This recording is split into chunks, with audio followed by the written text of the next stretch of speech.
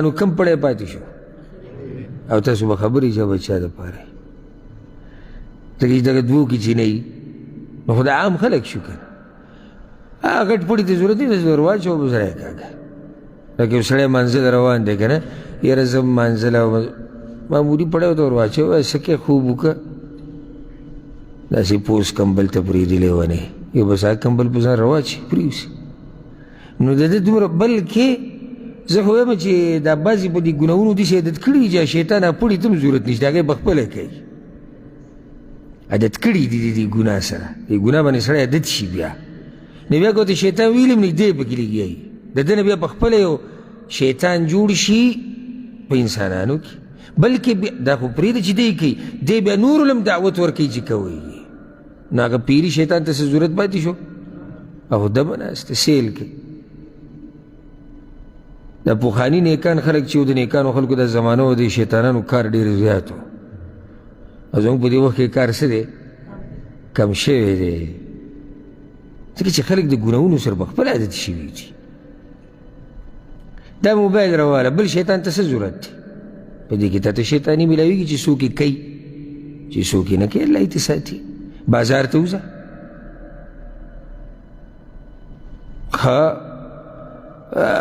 د نظر ګناه پای کې واخته شي بله ګناه د جبې پای کې واخته شي او داسې پسې بیا ځه بېدینه ملګرو خواله ورشه نو وي دا درېیم پړی د دغه خلکو دپاره دی زه ته ور واچوه راټینګ یې نو سهار چې دې مانځه نه راپاسي او حدیث کې دا راځي چې رسول صلی وسلم وایي څو غوټې ور واچوي 3 او په هره غوټه باندې چوف کوي او څه وایي اوده شه علیک لیل طویل ډېره اوږده شپه پاتې ده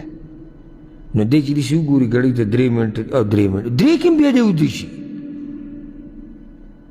دغه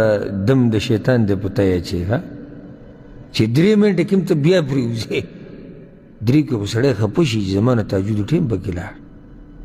زما نه خو ویتر لاړو او دا خو زه لیټ شوم دا چې اوس جومات ته زه منډې وم او دا خو به زه په آخري صف کې ولاړ یم او جمع رانه ګډوډ او تکبیر تحریمه خو زما نه لاړ زه چې اوس اودس کوم او پاسم نو دی چې وګوري لا ټیم شتي ده او یاره د ده حال چې وینې که نه او کله چې دی داسې ګړۍ ته وګوري او د کاروبار او ګاډي راتلو ته 10 منټه پاتې او دی چې د کټ نه کم ټوپ وایي که نه او په دې لاره داسې د لیونو په شان ورماتې باندې درېږي که نه بس حقایق دي نو موږ ته ځان سیټ ته کړو چې د دې منډه کې موږ ځان سره ووینې شي که ته دلې ګاډي ته لاړ شوي منډه وایي ولې ځکه چې قدر دی ورسره د پیسو دا موقع که لاړه نو پیسې د نه لاړې او ده ته ووایه ظالمه دا مونځ چې تا نه لاړ څومره لویه تباهي تا وکړه او څومره لوی تاوان دی که زه یو ورځ ته کار لا نړې خو وختي تور دنیوي نقصان دی که نه او ولې بعض پکې تاسو لیدلي د سره کار نه وي په کلونو په میاشتو په هفتو خو دنیوي نقصان وي بیا سزي کې ولګي او هغه نقصان خپل څه کړي هغه پوره کړي خو چې دا مونځ د نه پاتې شو نو خو تا نه هر څه لاړ ختم شو ځکه حدیث کې راځي رسول الله وسلم وایي مازدیګر مانځه باره کې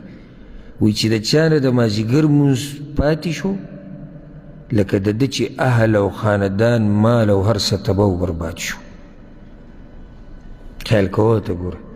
دا نه دی چې دې تباه شو لکه د ده نه چې هر څه لاړو اوس یو سړی د هر څه ته لاړو د سره څه پاتې شو هېڅ پاتې نه شو دغه شان یو حدیث کې راځي رسول الله وسلم دا ډېر د خوشحالۍ حدیث دی د بعضو لپاره امام ابو داود راوړی دی وی بشر المشائین الى المساجد في الظلم بالنور التام يوم القيامة رسول صلی الله علیه وسلم وی زیری ورکوي هغه کسانو ته چې په تورو تیارو کې جوماتونو ته ځي زیری ورله د څه ورکوي د پوره رڼا د قیامت په ورځ تیاره کې خلک کله ځي منځله سحر او ماسخوتن او ته په تورو تیارو کې روانې او بیا زه خو چې د بعض ځوانانو ته وګورم زه یم دوی له به حیا نه ورځي چې له سپین ګیرې روانې خصوصا زموږ په علاقو کې لیدلي مې باران یو واوره یو خټې او بعض علاقې غریزي او د سپینګیري پکې رواني کله وخویږي پکې کله راولیږي کله پې طوفان راشي پې سیلۍ راشي کله چورباتي ورته خراب شي په لاره کې او بیا مګه سپینګیری ځان جومات ته رسوي او هغه یار ډډه والې ده او کمبلې په ځان راچولی ده وایي زه ځوان یم زه خو هغه سړی د سره ځوان نه منم چې د الله بندګي نه کوي او دینداره نه وي ځواني خو د هغه سړي وایي چې ځواني د الله دپاره ولګوي چې سهار دی د مؤذن اواز واوري که نه حي على الصلاة حي على الفلاح الصلاة خير من النوم او د بیا موده کېږي دا ډېر بې حیا سړی دی دله د الله نه حیا نه ورځي دله حیا نه ورځي د دغه مؤذن د دعوت نه جګوي راشه او دا دعوت اصل کې د الله له طرف نه دی ځکه چې دا کلمات دا خو وحي ده چې د ځان نه خو د مؤذن نه دي جوړ کړي که ځان نه جوړ کړي راشي وي د کامیابۍ طرف دا خو الله وي راشي د کامیابۍ طرف دا خو رسول صلی الله علیه وسلم وي راشي د کامیابۍ طرف تا ته وایي الصلاة خیر من النوم مونځ غوره دی د خوب نه یو سړی راولګي د خوب غوره کړي د مونځ نه نو د دوی دپاره خاص زیری څه دی د تورو تیرو کې چې راځي خاص رڼا به الله ورکړي